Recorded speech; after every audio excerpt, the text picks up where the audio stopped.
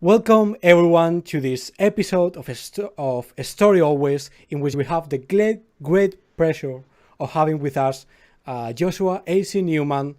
Thanks a lot, Joshua, for being here. Oh, my pleasure. For those of you who don't know him, Joshua is the author of RPGs such as Shock, social science fiction, Shock, Human Contact, the tabletop war game Mobile Frame Zero. He's the co-author of that, I believe. Yeah. He has also designed the book of games such as Dogs in the Vineyard, The Mountain Witch, Misspent Youth. And he's also has been a professor of game design in places like the Hampshire College and the University of Massachusetts. And more recently, or to be exact, for some time now, he has been designing a game called The Bloody-Handed Name of Bronze, which has gone through several versions in different formats, and now is coming to Kickstarter for, I believe, kind of the definitive version. And we are going to talk about it and other stuff as well. So yeah, if anyone has any questions at any point during the show, I'll be looking at the chat, so you can leave your questions there. I'll try to bring them to Joshua as soon as I can. In the meantime, Joshua, why don't you give us a quick pitch of The Bloody-Handed Name of Bronze? Sure. So it's a role-playing game that takes a lot mechanically from Apocalypse World. It takes the sort of lists of consequences things, and the game sort of rotates around those. And the setting is a lot like our Bronze Age, but it's more like Conan than any real historical environment. I mean, there's dinosaurs and stuff like that. And it follows the two kinds of people who matter in the world. It follows name dealers, who are people like Moses and Merlin, who speak the secret language of names. And they're also like in Ursula Le Guin's Earthsea stories, or people who can do this kind of thing. It has to do with knowing something's name, and that means that you can negotiate with it. And that can be anything that has a name. And the other kind of people who matter are fated heroes, who are like Achilles and Samson and Conan and that and their ilk. And the name dealers are running through their world trying to outrun the consequences of all the promises that they've made to everything that has a name, and the heroes are trying to run forward toward things and die so gloriously that their entries into the waters of the underworld are feared by the great names that drove them there. So fucking metal. It is kind of metal. To some extent, it was inspired by Metalocalypse and Kronar from Oglaf, the Oglaf comic. That's great. Why the Bronze Age setting? What interests you about these kind of stories, Conan, and I guess mythological stories as well?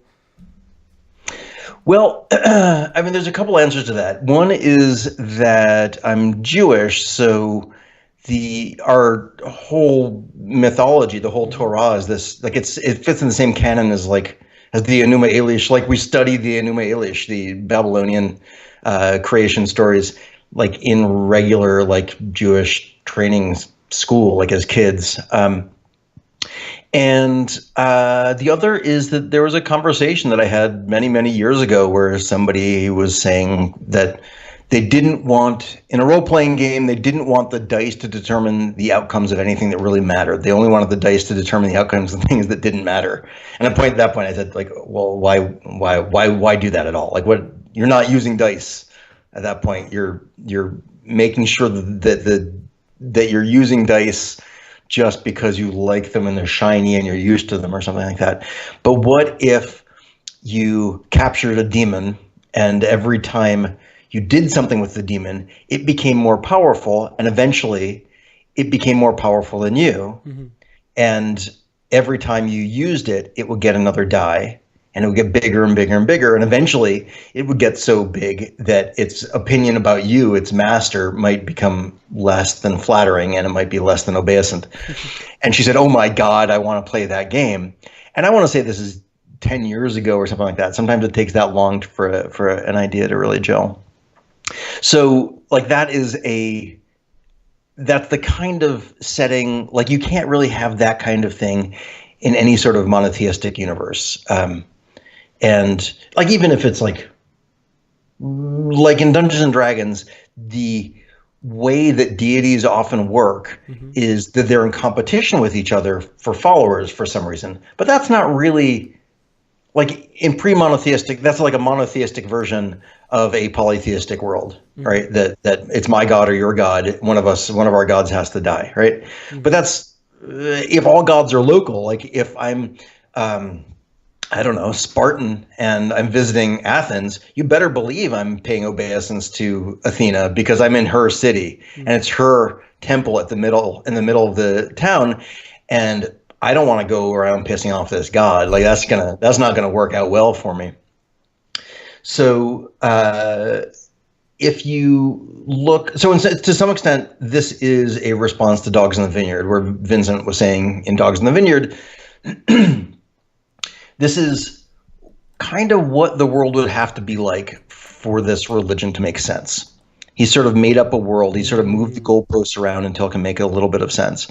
And this is sort of the origins of this fictionalized religion. So to some extent, I'm doing the same thing. Like every so often in a game of Bloody Hand and Name of Bronze, I think it's come up twice, somebody has sort of invented monotheism.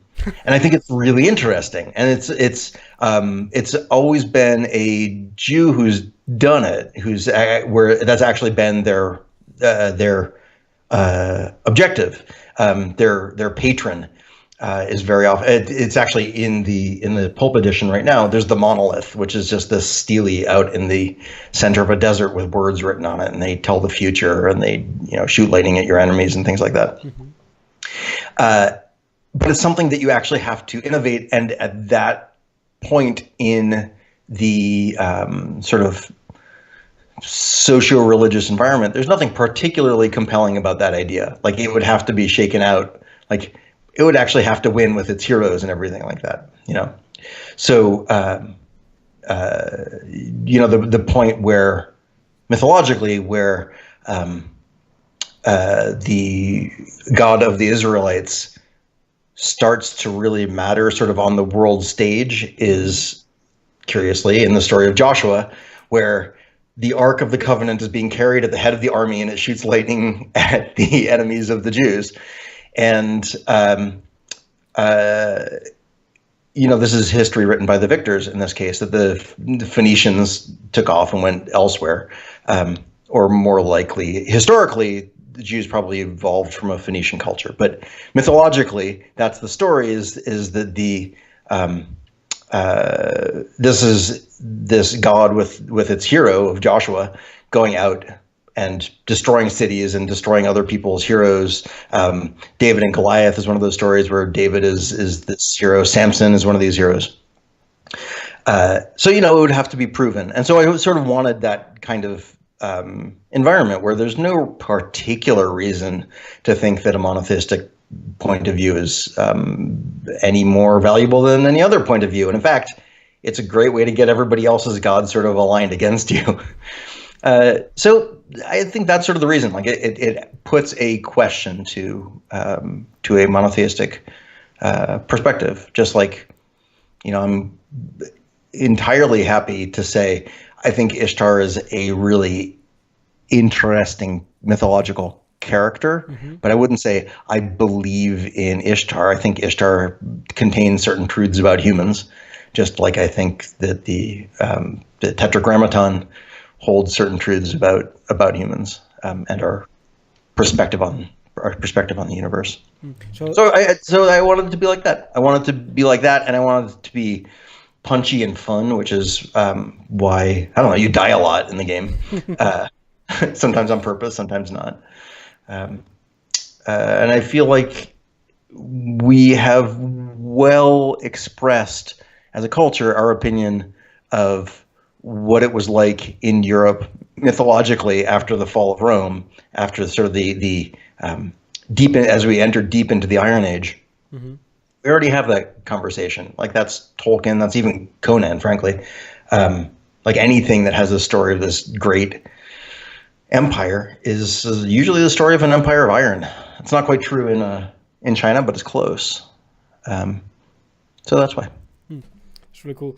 So it's one of the many of your objectives to kind of make people think about the value of other systems of beliefs, of other myths that maybe you don't necessarily have to believe in them in a metaphysical sense, but maybe like learn something from them or appreciate them in a sense.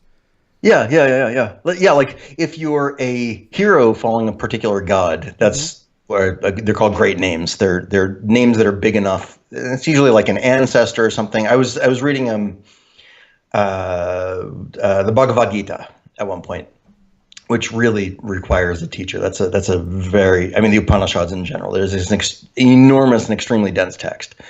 But one of the things that struck me as I was talking about this with a Hindu friend or a formerly Hindu friend, was how apparent it is when you look at that text that this to some extent is a history. And as this is first being recorded, these aren't gods. These are like somebody's grandparents who are these characters. And they've just gotten mightier and mightier and mightier in the retelling. Their motivations are extremely human. They're like, sexual jealousy and wanting your kids to be well and bad weather causing bad crops. And like it's not gods the way we tend to think of them. They're really mighty people. And, I wanted that to be sort of central. And I don't care so much about different systems of belief because that's more of a belief is something that Christianity cares about, but most of humanity does not. It's belief is a system that that we use to have an operating theory about how to make things work. But for the most part, you're in town. Like, of course, you're going to leave a dram of oil, whatever the thing is you do, for the local god because, that's just what you do. That's part of your daily routine or whatever. It's a new moon, so we know we leave cakes, whatever the thing is. And mostly, of course, what we're doing is feeding the priesthood, and presumably they do something good for the society, you hope. But it doesn't have to do with what you believe. You don't need to believe in any of that. That's just what your society does. And if the gods or spirits or however you conceptualize it are just everywhere, then it doesn't matter if you believe in it. It doesn't affect your everyday life. And so in the Bloody-Handed Name of Bronze, the name dealers and the heroes are the people where they actually care. Like name dealers are often priests and astrologers and stuff, and heroes are often descended from these mighty great names, these immortals. Cool. So one of the things that I find interesting about this game, about the development of this game in particular, is that it has gone through several phases where it has been published in different editions. What did you take this process, and how did it help you, and how did the game change through the different editions? The first thing was a business card, right? It was a 4-sided business card, like a business card folded in half. And I did it for PAX East 2013 or 2014. And the reason I did that is I knew if I constrained myself to that form factor, I'd be able to finish it, and then I'd be able to work on it. Once it was done, I could play with it. People would have some respect for it. They would give me some money for it. And then they would give me feedback. People don't give you feedback unless they're invested in it. So charging a couple bucks for it helped that happen. And making it really little meant I was extremely constrained in what I could do and say. And that meant that not everything that I needed to say was in there, and people had a hard time playing it because I was it required a very close reading because there weren't enough words. So I was cramming a lot of meaning into every sentence. And I've gone on to do other ones sort of like this. And it's really interesting to have those constraints to say, I can't put every idea in here. There's just not room. I would have to make this like a 4-point font. It would be illegibly small to fit these ideas all in here. So sort of taking this improvised zine perspective has really helped it proceed. So there was Lover of Jet and Gold, which turns out to be a Michael Moorcock reference. I didn't remember it. Just the name sort of snuck up on me, and I was like, oh, I really like that name. And then turns out like Jet and Gold are his symbols for order and chaos, and I think in Elric. I didn't remember that. I must have read it at some point as a teenager, probably. I had no memory, and I named it almost exactly that.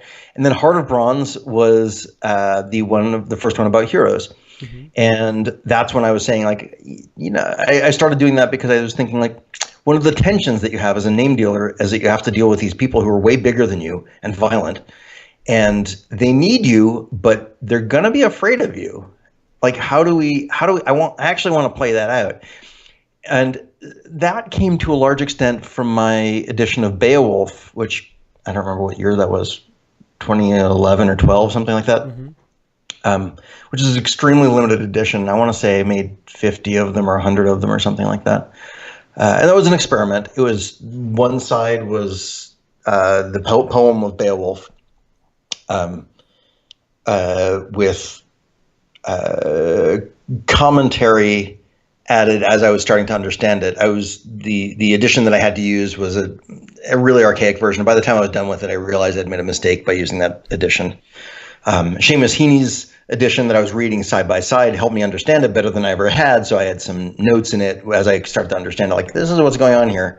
We don't use this construction in English anymore. They didn't use this construction in English in the 19th century when this translation was done. He's trying to sound old-timey. Like, this translation drove me crazy because it was from the 19th century. It was trying to sound like Shakespeare from the 15th century. And Beowulf was written down in probably the 6th century. So he's just trying to sound old-fashioned, right? It drove me crazy. By the time I was so sick of that translation. I was like, oh, if I do another edition of this book, I have to do this all over again. The other side of it was an adaptation of In a Wicked Age, Vincent's role-playing game In a Wicked Age, which I realized playing that so much of that game is about coercion. And you can see that in The Bloody-Handed Name of Bronze. So In a Wicked Age became Beowulf. Beowulf became the mostly the heroes, but a little bit of name dealers. The coerce move has to do with what I learned from Beowulf and In a Wicked Age. And so there was a point where people were saying, I see what you're trying to do, but I don't see how to play yet. And there's some stuff that's weird here that's probably not what you meant. And then I realized the third one, called the Apocrypha, which had another name, but the Apocrypha was the subtitle. And it was sort of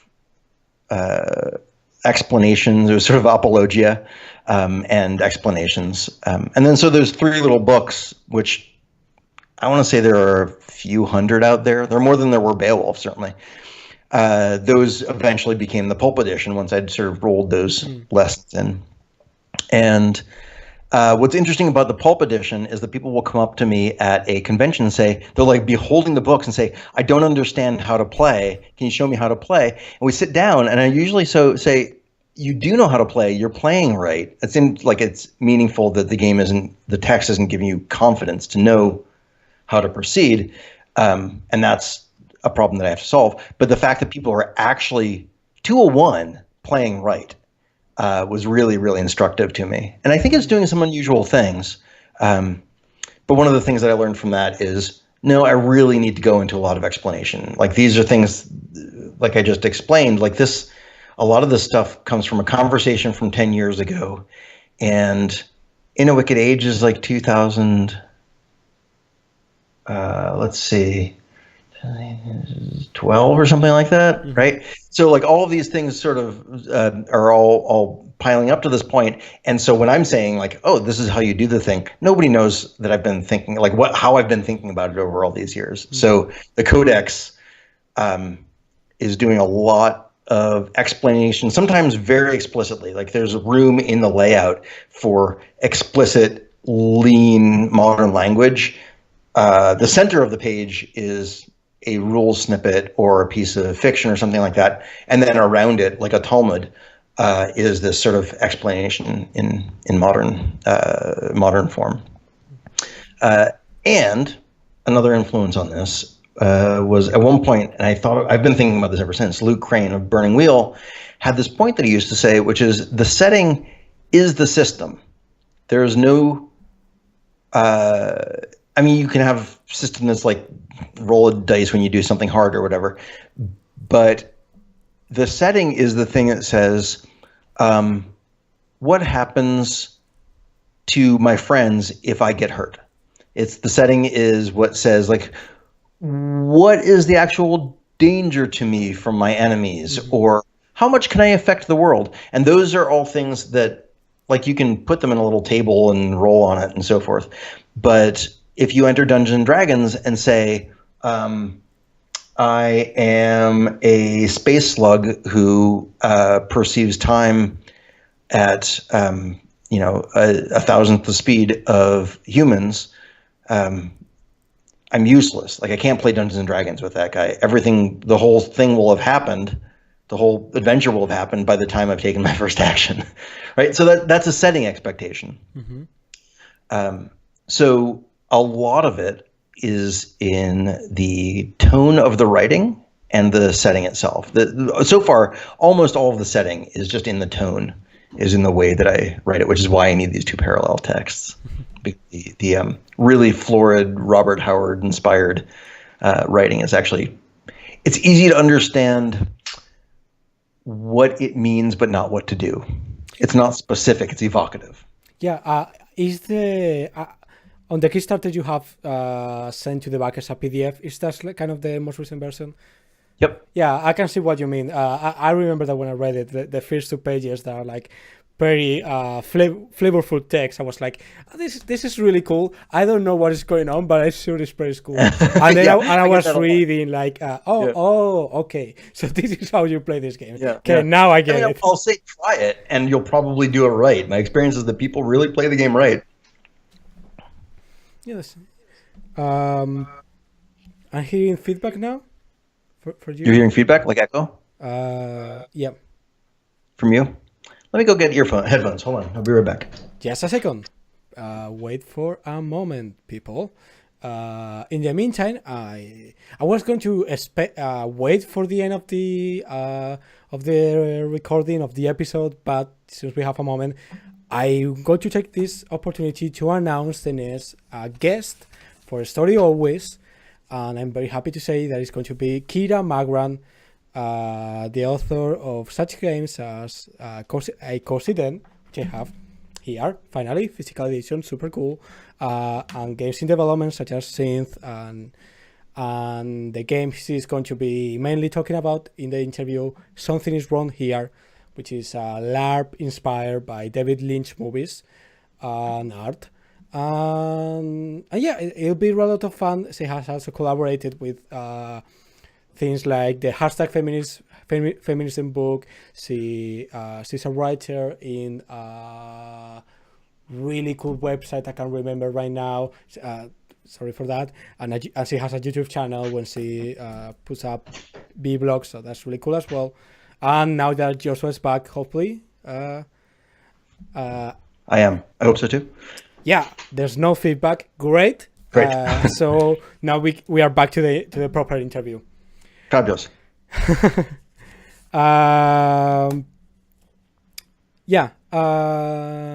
So we have been talking about in the game playing as heroes, and as name dealers.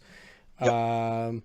Can you tell us a little bit about them? What do they? How do they work? What do they represent? I know you've talked then about them being like a sort of a metaphor for different kinds of employment, I believe. Yeah. They find it really, really interesting. And how do they differ mechanically? Yeah.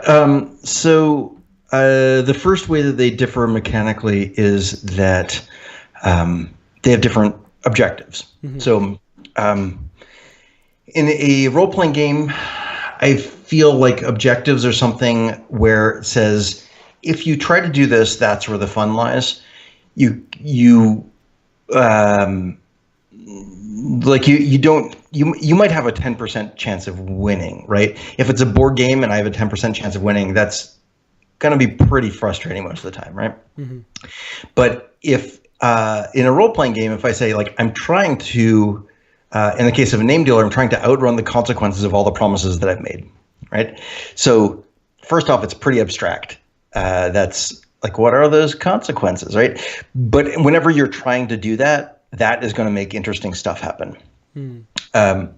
And heroes, name dealers are on the run. You literally start off saying, like, who are you on the run from? What do they want from you? And sometimes it's things like, oh, I had somebody who was on the run from his army of ex-wives at a I think that was PAX East. There's somebody else who was on the run from a warlord who wanted to make the name dealer their slave and seer and help them conquer the world. The first story, which is called Lover of Jet and Gold, is the name dealer is carrying a necklace that is made of jet and gold, and it's an actual necklace. Like, I went looking for Bronze Age jewelry, and this thing was such a gorgeous object. Jet is it's gem grade coal, so it has this incredible surface, sort of the satin black surface. When you polish it, it feels smooth but not slick. It's an amazing material. And then gold, the intense gold against it, was this beautiful thing. So I thought, like, oh man, like, this is gorgeous. So what does it want? And it wants to be thrown into the deepest well in the world, which goes to the waters of the underworld. It wants to go back where it came from. This name dealer is running away, having stolen this treasure. And, like, this is a guy who's, like, boots don't match. He's got a camel. Like, that's his he's got a camel. He's got a little bit of chmo, which is like hashish. He's got, like, a block of hashish, and he doesn't have enough water to make it across the desert. And he's somehow run afoul of the desert sun in the past. So he's in deep shit. So he's keeping his face covered all the time so the desert sun doesn't recognize him. And he's on the run from somebody because he's stolen this from a palace, right? So that's what name dealers tend to be like. Even if you're like a court astrologer who, speaks to the sky on every new moon and so forth, you're held up by the city's king / hero. You're only there because you're on the run from somebody else. There's somebody who's cheesed off of this situation, is coming for you, and you've probably taken that position as the court astrologer because then there's a city wall between you and whoever's after you. Fated heroes work the opposite way. They want to do stuff. They're charged to go do a task, sort of a labor of Hercules kind of thing. Very often it's go beat up that city's hero and put my idol in their temple kind of things, right? They're really simple. Heroes are not real bright. They're not, for the most part, they're not subtle people. And there's some who are. Maui is actually who I only learned about in any detail because of Moana. Maui's really smart. And he sort of does both of them. Now, this is a culture, actually interesting in two ways. One is that it's he's a hero who's a trickster and talks his way out of things all the time, and then when that fails, he'll hit somebody with his giant fish hook. Now, what's interesting about that is that that's from a society that never had a Bronze Age, and I wonder if you go to, I hesitate to use the word Neolithic because it implies this sort of linear progress through socio-technological change. But if you look at societies that don't have metal and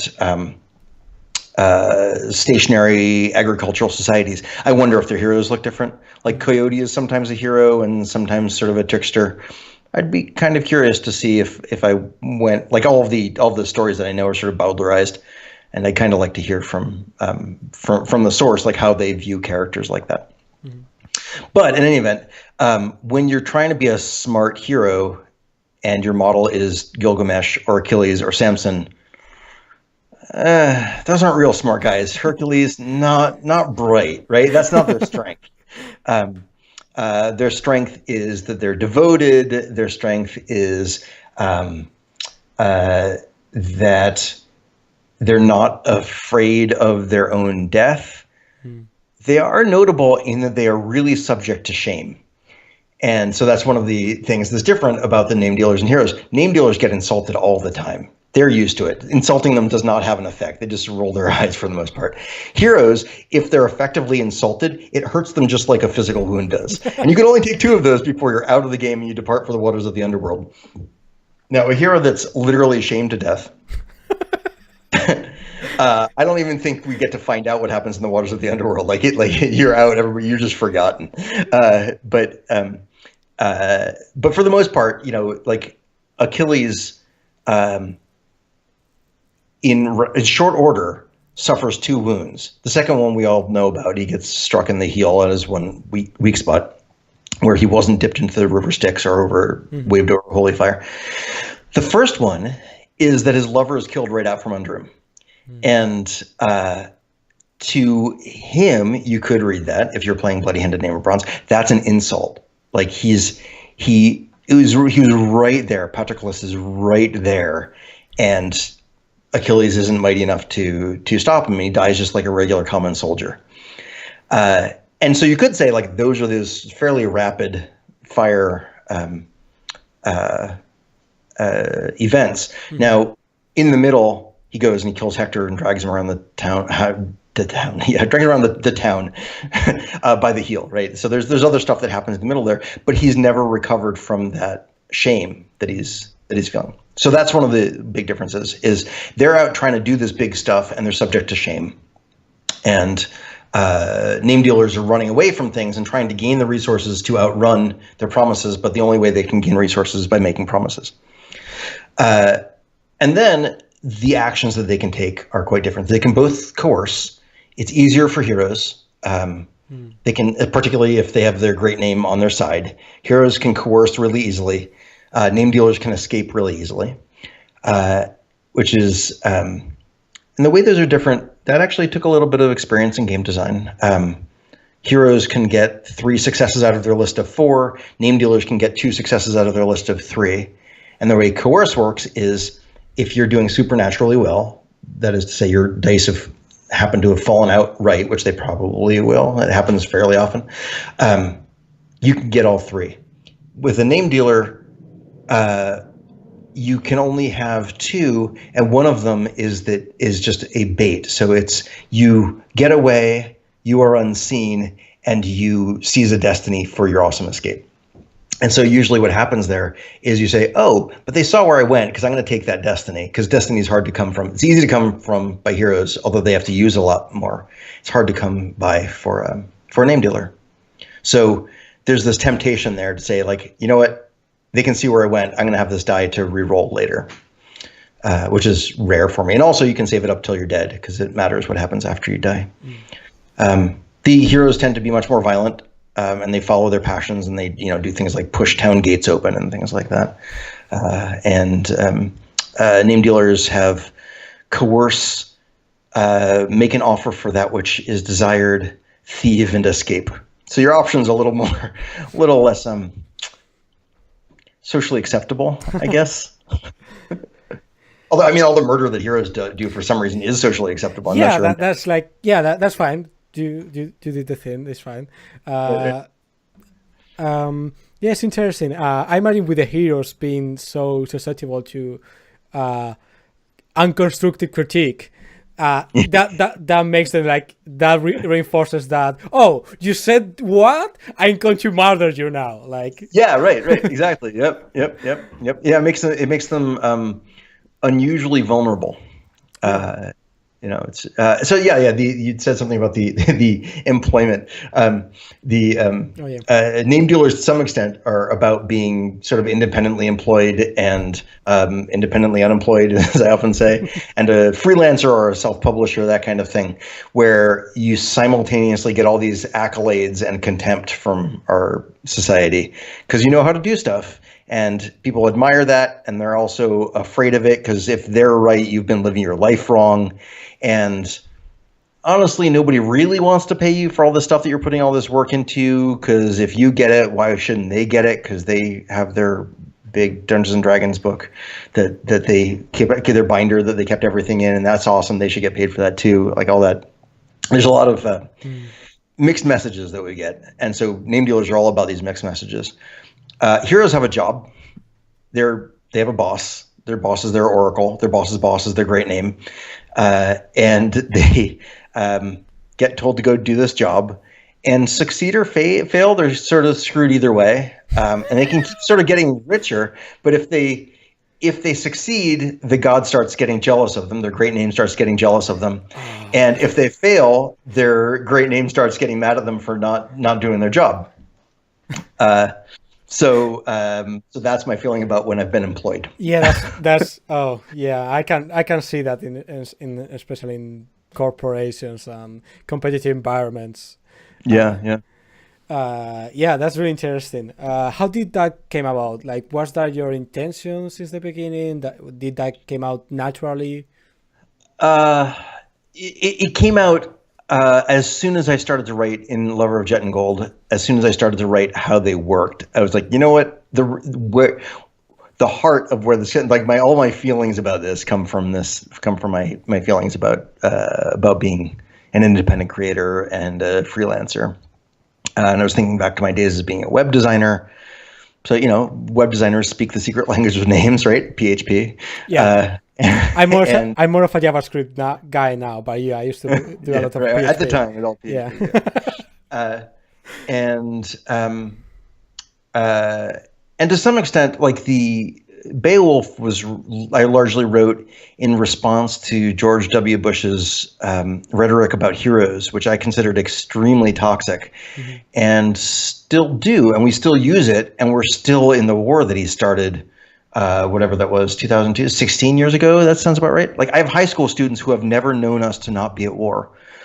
And a lot of that comes from this hero rhetoric, which is straight out of the fascist playbook. And here we fucking are, right? That's not, I was not wrong about that. And so they're kind of horrible people. Like, the rules are there. They're written so that you can be a good person despite this social structure that you're in. But it is hard, and you probably won't survive. So is that that image of heroes kind of the kind of related to death, to dying, but is that what you're talking about? Or... Yeah. We have that, like in Spain, we have a group of basically a fascist organization, and they're kind of their saying is something like "death is life" or "life is death" or something like that. Yeah, right. And that's very the cult of death is very characteristic of fascism. Yeah, absolutely. Because at that point, you're useful for. I mean, Mussolini said that fascism is perhaps better called corporatism because of the tight relationship between the corporations and the state. And when you put the death of the citizens/workers as the pinnacle of the human experience, that's extremely convenient for those who like being in power and don't want to die soon and want to live forever. And they don't care if they do it by standing on the necks of others. So yeah, I have an awful lot of contempt for that. The afterworld in The Bloody-Handed Name of Bronze is not particularly pleasant. It's come up once or twice in games. There's a story that I wrote about it. Judaism doesn't have an afterlife. Like there's some things like historically there's been a vague notion of reincarnation, but that's about it. There's no. That's what the tradition says, but there's no canonized answer about it. It's not really the interesting part of the question in Jewish circles. But one of the things that there's the Book of Ezekiel where everybody at the end of the world just gets back up out of their graves, and they're all just dead people. They're skeletons coming up out of their graves. And the waters of the underworld are also a thing that shows up a lot in Middle Eastern and Mediterranean cosmologies. So it's the waters of the underworld. It's just full of freezing cold water and dead bodies that don't want to be woken up because then they feel the pain of the cold. And it's just sort of a terrifying, dark cold. And I was really excited. We've only actually, I think twice now we've found the waters of the underworld. And I think I've sufficiently given the impression that it's not somewhere you want to be. Like, I'm sure there's some great name who's its master, right? But I don't want to go talk to that guy. It's terrifying. Yeah, I believe in the game you played with Vincent on the Kickstarter page, Yeah. he went there and it was like Mhm. very creepy how he was getting colder and colder and sinking. Yeah. It was like Yeah, he had that one roll to get out of the waters of the underworld. Yeah, he was good. He led the other dead out of the waters of the underworld. I'm sure that'll come out fine. So is your kind of your intention with that image, that representation of the underworld is kind of represent kind of take take the image of glory out from that heroic death that we sometimes have in mind. Well, what happens? There's actually a rule that happens. You might become immortal if you're a hero. You might become immortal. And all of this destiny that you've been accruing, you roll it, and if everything comes out right, and you have, you actually have both people who admire and fear you, then, and your dice come out right, then you can be immortal, and you're a great name, and there's no reason to play that character, but that character can be a background character, can be making demands of oracles, from beyond the grave, and making everybody else's lives miserable and repeating the cycle of abuse.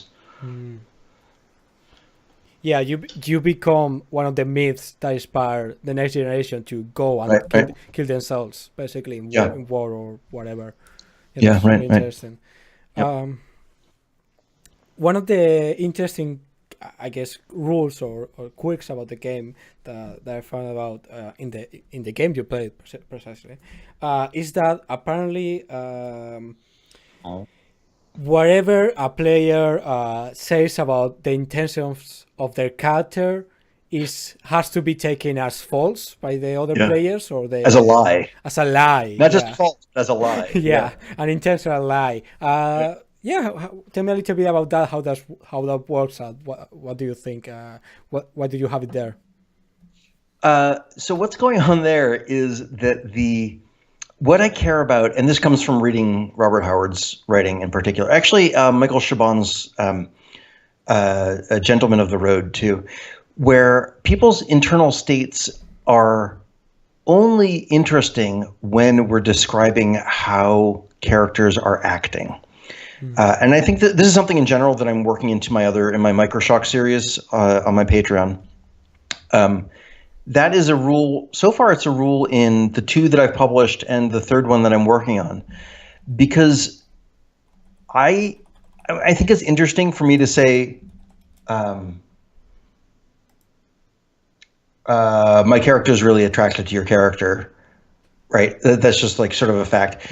But it tells us so little compared to me saying, like, my character is attracted to your character, so I'm acting like really shy.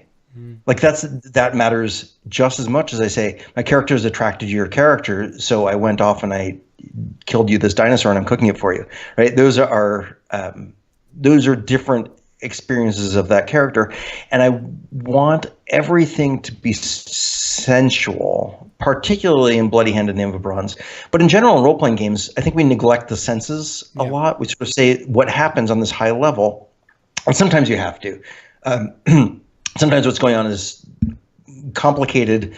Sometimes it's awkward. Like you can be like, all right, my character's into it, but like I don't want to role play a sex scene with you. Like this. I mean, it's cool for the characters, but I'm not into you, right? So being able to sort of draw that veil, I think, is also important.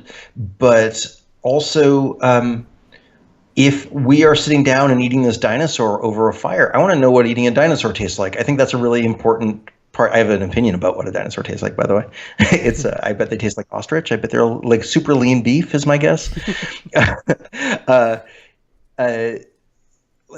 the fact that my character has a broken nose, that's really interesting. That's way more interesting than saying my character's handsome. Saying like my character has sort of a rakish smile and a flash in his eyes and a broken nose. That tells you a lot. That tells you a lot more than saying, my character is so and such attractive. Like saying the conclusions doesn't make as good an argument for what it feels like to be there as just describing And not just a feeling, like it helps you understand what to do. When I'm like, oh, actually, I think your character's really hot, I'm going to reconsider my not into your character position that I said. I said I wasn't into your character, but now I have this description. All right, actually, that character's pretty hot. All right, let's see what happens here. So when if I say like, oh, I'm not into your character, and then you describe what you look like, and I go, oh, that gives me a chance to rethink that. Like, oh, you happen to have described my dead husband who I'm searching for, who I'm trying to revive from the waters of the underworld. It just so happens. And it might just so happen because I made it up just now, right? So I want that creative ability in my head, but it comes out of everybody describing everything as vividly as they can. And it also, it might be useful in some cases because I've seen some players, at least especially like beginners or like people new to this kind of thing, that some of them, maybe they are all just like all action, all I hit the thing with my sword or whatever. And some of them are the opposite. They are like, I'm going to spend 10 minutes describing the internal state of my character, and then I forget to actually say what they do. And that kind of that kind of forces them to put those things together and do both things. And exactly. Yep. The actions matters, but they are contextualized by your internal state, and if everything goes together, it's a lot of fun. So that's really cool. The way wounds work in specific, and this actually comes out of Human Contact, where I wanted Human Contact to treat violence when it comes up. There's some violence, it's about a tense situation, so sometimes there's violence. But the rule is when violence is done, you point to the place on your body and you say, this is where I was shot with this gun and it has explosive bullets. So or how I shot that guy with this gun with explosive bullets. And like, so now there's, it hit him in the bicep and it exploded. So now he can't bend his arm like this. And the idea is to make you feel like, maybe let's find less violent ways to do things. Like I don't want it to be like it's not an action show kind of thing. You know? Like what you just said was like, ooh, the biceps. That's too hard. Right? And just it's horrible. Kind of sometimes we contextualize it in a disembodied way where like it's like a Tarantino movie, like you cut. And I love Tarantino to some level, but like arms are going flying around and there's blood spilling, and you just continue, you just go on. But no, I've got almost the same rule for the opposite reason in Bloody Hand: The Name of Bronze, where you have to describe the wounds that you take. Like sometimes it doesn't matter. Like there's like 100 guys around you. You're not going to take the time to luridly describe every single wound that you're inflicting on this army, right? As you fight an army, but when it matters, especially when somebody has a name. Like you heard me say to Vincent, like he drives the dagger down between your collarbone and your ribcage down into your lung. And Vincent goes, nope, I'm not going to stand for that, right? Like I want that those stakes are high, but you know that's always possible. Like the amount of blood spilled in that game is much higher than Human Contact, but you don't have a lot of other options. In that way, it's a lot like In a Wicked Age.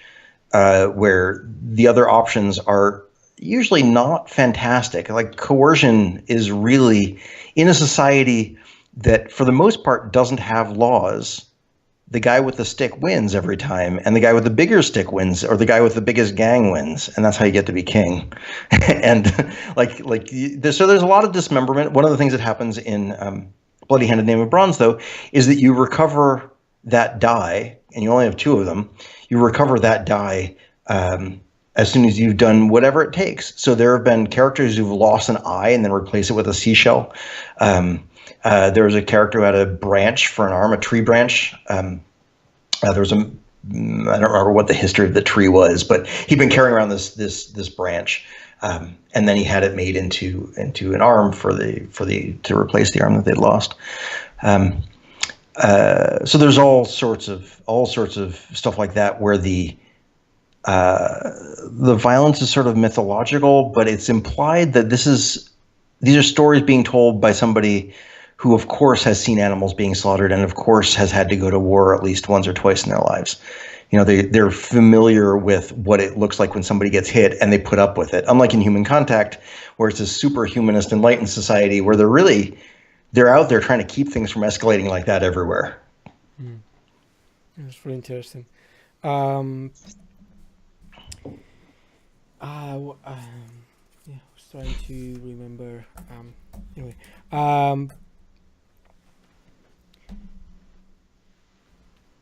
one thing I like to do in these interviews is kind of explore the process of designing the game, and especially the hiccups in the process, because I think it's a really useful experience for people to realize that everyone goes through a phase where they're like, I don't know I'm going to do this. So what was some issue, hiccup, problem that you found during the design of the game, and how did you approach it? How did you solve it? That kind of stuff.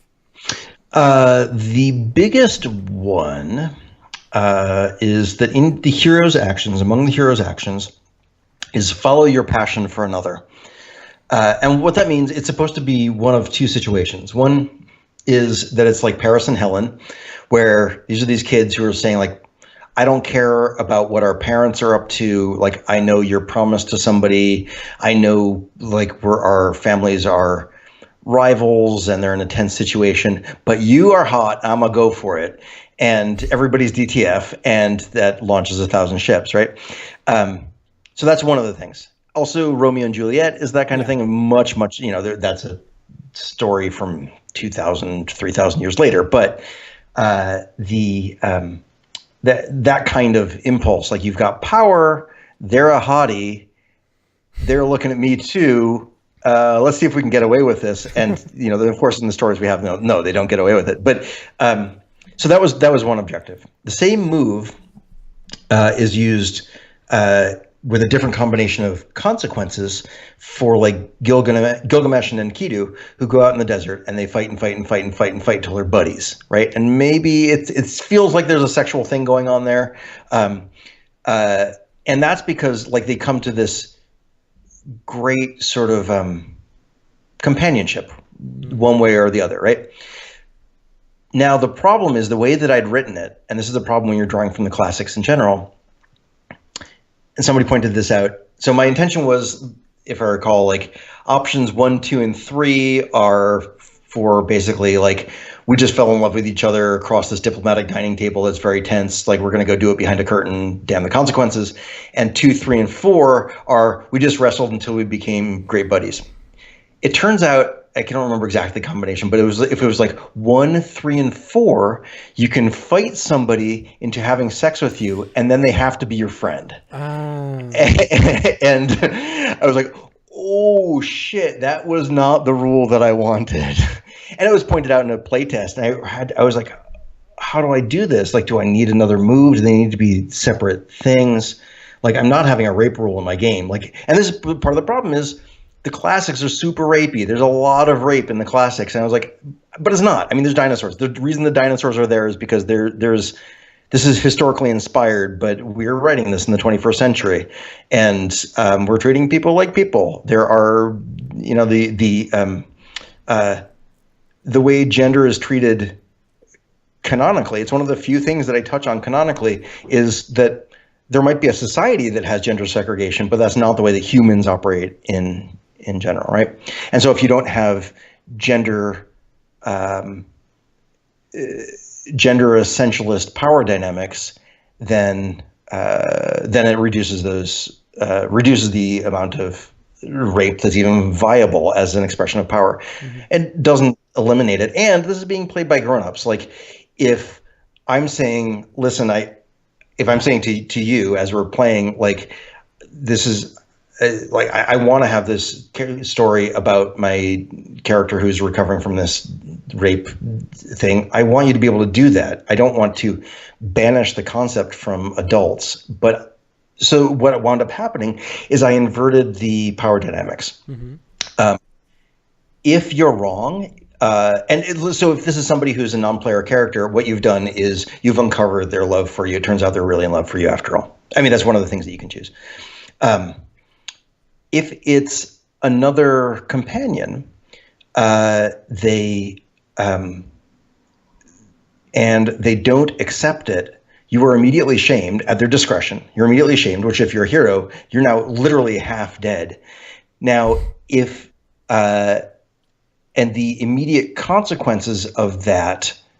Oh, and you've just spent on that, so you might be literally all the way dead. So implicitly the rule is read the table.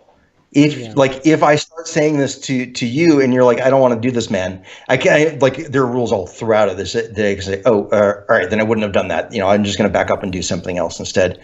But if you're like, yeah, let's do this, then it's fine. I can roll the dice and we can see how that shakes out. So that took some real thought. That took me a couple of weeks because I'm like, I'm not publishing this game any further with this rule the way that it is. I doubt anybody's going to use it, but I'm not going to supply the tool. So that was really important. That was actually a really good play test. That was at Metatopia, I don't know, 4 years ago or something. It was extremely productive. It was like 10 people. We were divided up into 2 different games. Oh, one of the things that I discovered is you can't play the game with 5 people, at least without changing the rules. Because what happens is whoever speaks last is already starting to take harm from other people's decisions. They're starting to get the harm. Heroes get to harm other people all the time instead of themselves, which is how Patroclus goes down, right? And if you haven't had a chance to make your case for your character being interesting, you die because you haven't had a chance to play the game yet, and because you've been waiting for your turn. That's no good. Yeah, it's no good. That is no good at all. And I watched that happen, and I sort of checked in with the player afterwards. I was like, let's talk about what happened there, because I wasn't sure what to do about it, but it seemed like it wasn't cool. He was like, yeah, it wasn't fun. So we talked about what happened. And I realized, like, this doesn't take an extra rule except for don't play with 5 people. It doesn't work.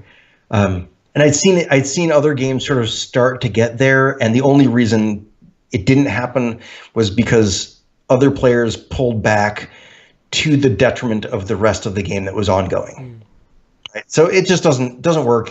I could write another rule that will fix it, and I've got some ideas, but I need to test them out. And similarly with 2-player games, if you both have a companion, it's really hard to make things make enough sense. So one of you knows the will of the names of the world, and you basically play a GM, and the other one plays their companion. And I'd wanted it to be like the 2 of us are 2 players are sitting down for coffee, and we're going to tell a story about our 2 guys.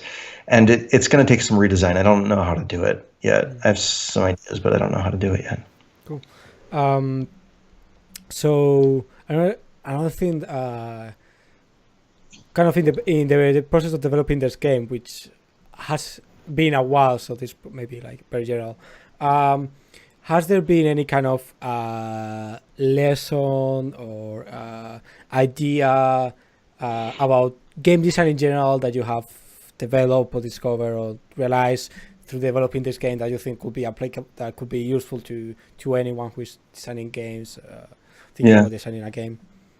Yeah, my assume that anybody who's telling you about their internal state is telling you a lie rule has so far been extremely creatively productive, because it means that you always have license to say, describe that more to me. And what comes out of that is a much fuller understanding of your character and our situation, and it gives you better ideas. You get to make more subtle and sophisticated choices. I think that's the biggest thing, is making it, our objective is to make it so that you're always telling each other really interesting stuff. Like what that stuff is a matter of the specifics of the game design, but broadly speaking, if it's a role-playing game, you're trying to get your friends to tell you cool stuff. And that is a technique that I'm really pleased with. I've just never seen it fail. As soon as somebody says, like, I think you're lying, and I'm like, are you letting us know? Like, do we see that in your face? And they're like, yeah, you can see me like giving you the side eye. Like, then you can react to that. I can't react to your feelings. I can only react to what you've done. And then, it continues to build pressure and accelerate the events of play. Yeah, it makes the fiction of the game actionable for the other players, I guess. Makes it more dynamic. Precisely. Yep. It's really cool.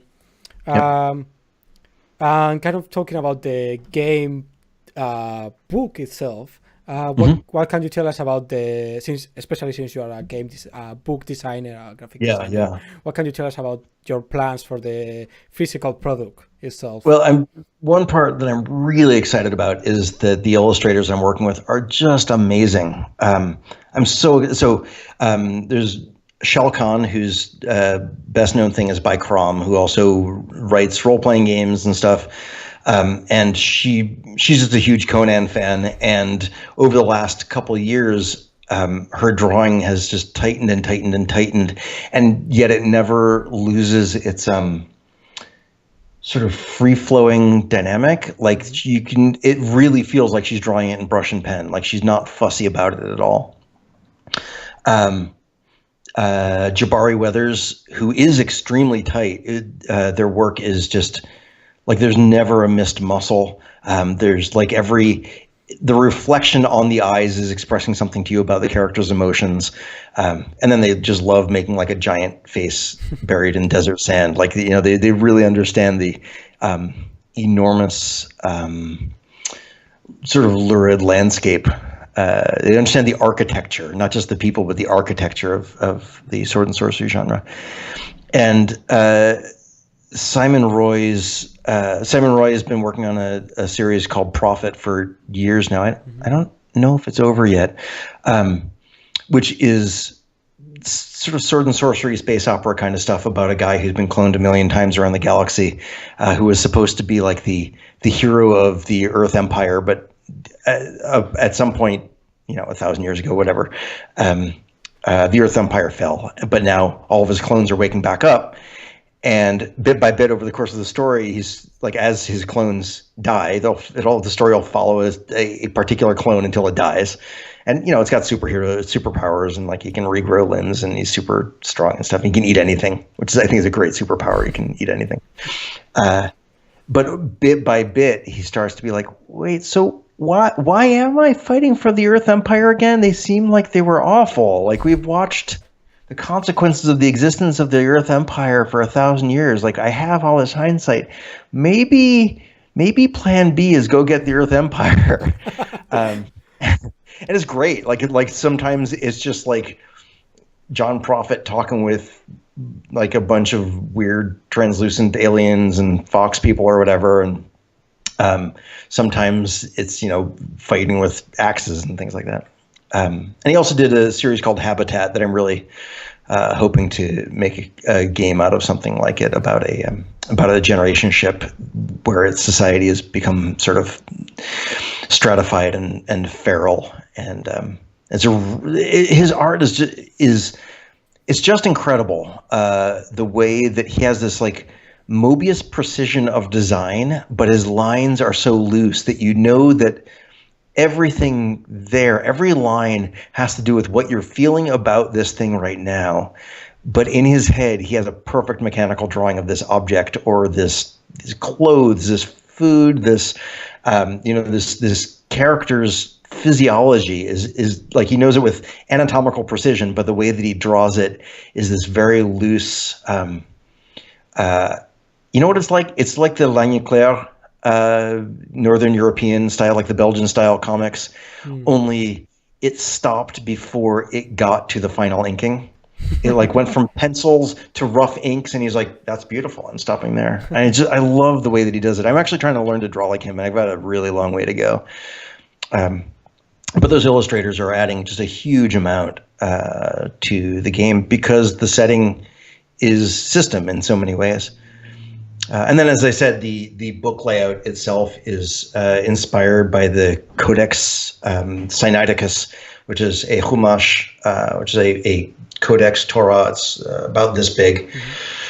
And it's the problem with using really ancient texts, and this isn't that old.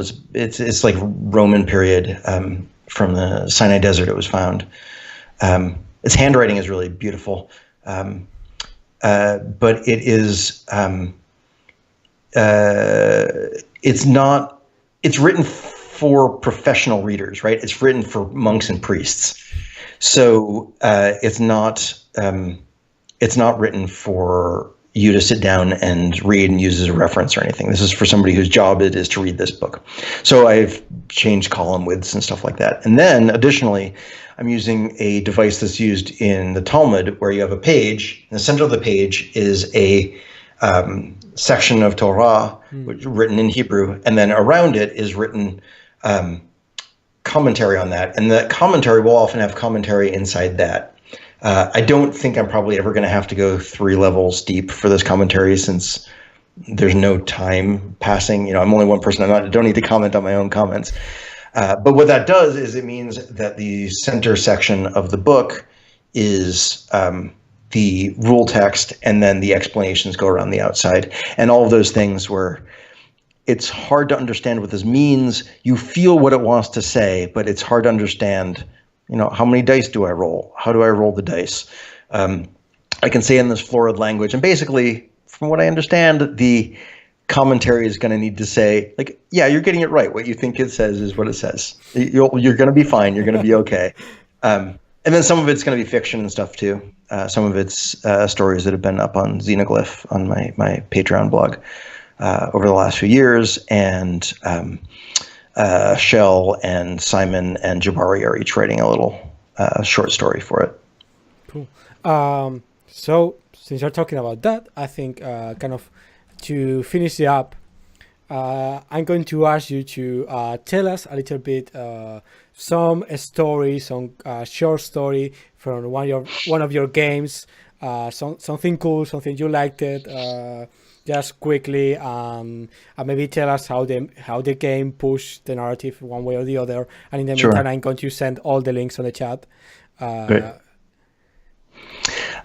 So this is actually the last time I played with Vincent.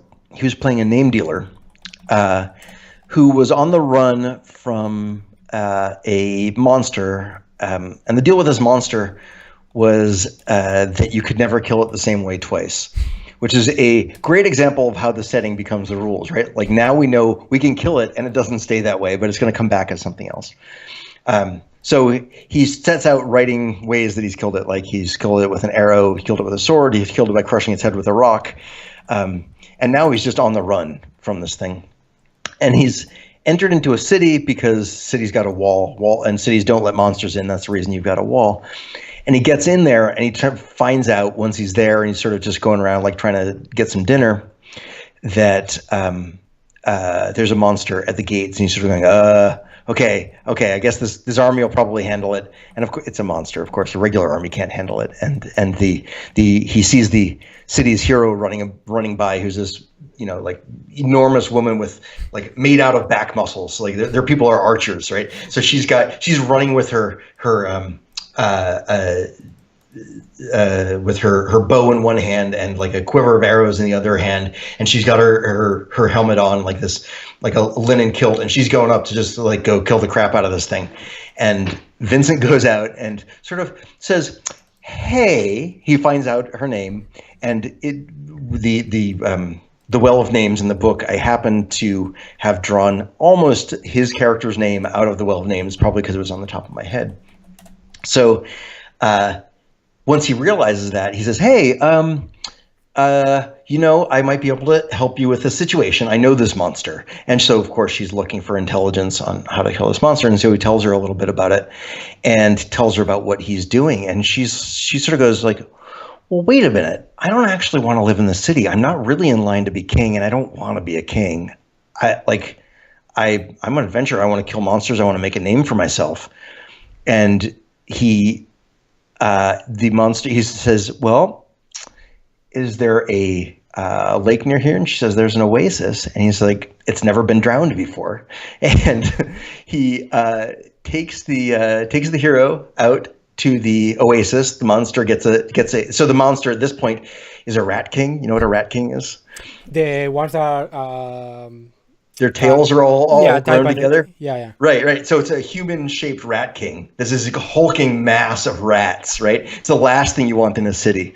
And so it gets a whiff of them escaping out the back gate of the city, and it follows them to the to the oasis, and the hero winds up drowning it at Vincent's character's behest, and they take off. And Vincent's saying, "I think this is going to work out just fine."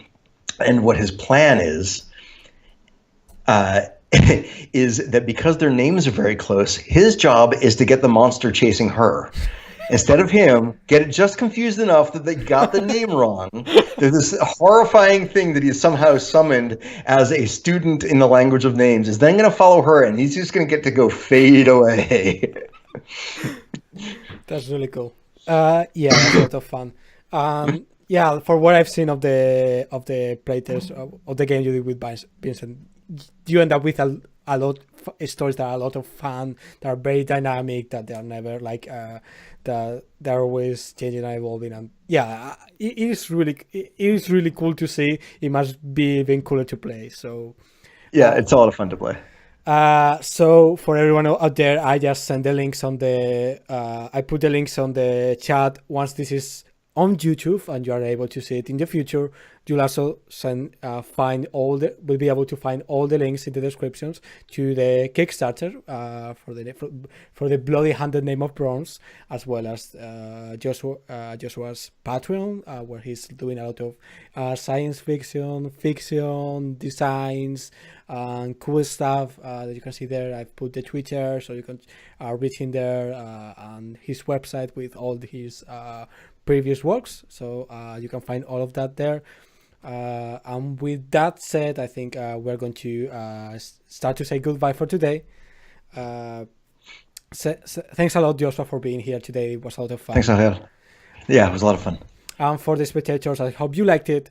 I also want to remind you, I already said it before, but I want to remind you that I'm going to be interviewing Kia Magran I actually forgot to say the date, on the 31st of August, this August. I'll be interviewing Kia Magran here as well, so that'll be a lot of fun as well.